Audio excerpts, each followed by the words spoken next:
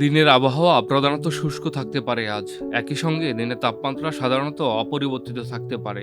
সকাল থেকে আকাশ অস্থায়ীভাবে আংশিক মেঘলা থাকতে পারে বলে জানিয়েছে আবহাওয়া অধিদপ্তর। শনিবার অধিদপ্তরের ঝড় সতর্কীকরণ কেন্দ্র থেকে প্রকাশিত সকাল ৭টা থেকে পরবর্তী ৬ ঘন্টার জন্য ঢাকা ও পার্শ্ববর্তী এলাকার জন্য আবহাওয়ার পূর্বাভাসে এ তথ্য জানানো হয়েছে। আবহাওয়ার পূর্বাভাসে বলা হয়, আজ দিনের আবহাওয়া প্রধানত শুষ্ক থাকতে পারে। সকাল থেকে আকাশ অস্থায়ীভাবে আংশিক মেঘলা থাকতে পারে। এ সময় দক্ষিণ ও দক্ষিণ পূর্ব দিক থেকে ঘন্টায় ৮ থেকে ১২ কিলোমিটার বেগে বাতাস প্রবাহিত হতে পারে। তবে আজও দিনের তাপমাত্রা সাধারণত অপরিবর্তিত থাকতে পারে।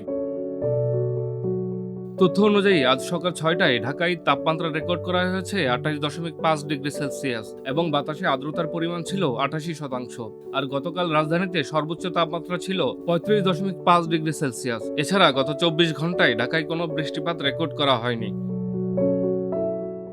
অন্যদিকে দেশজুড়ে মৌসুমী বায়ুর প্রভাবে বৃষ্টির প্রবণতা তৈরি হয়েছে। আবহাওয়া অধিদপ্তর জানিয়েছে, পূর্ব মধ্যপ্রদেশ ও তৎসংলগ্ন এলাকায় অবস্থানরত লঘুচাপটি বর্তমানে সুস্পষ্ট লঘুচাপে পরিণত হয়ে মধ্যপ্রদেশে অবস্থান করছে।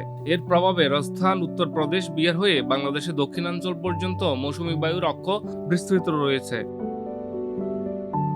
এছাড়া মৌসুমী বায়ু বর্তমানে বাংলাদেশের উপর কিছুটা দুর্বল হলেও উত্তর বঙ্গোপসাগরে তা মাঝারি অবস্থায় সক্রিয় রয়েছে বলেও আবহাওয়ার পূর্বাভাসে বলা হয়েছে। মাল্টিমিডিয়া ডেস্ক, আমার দেশ।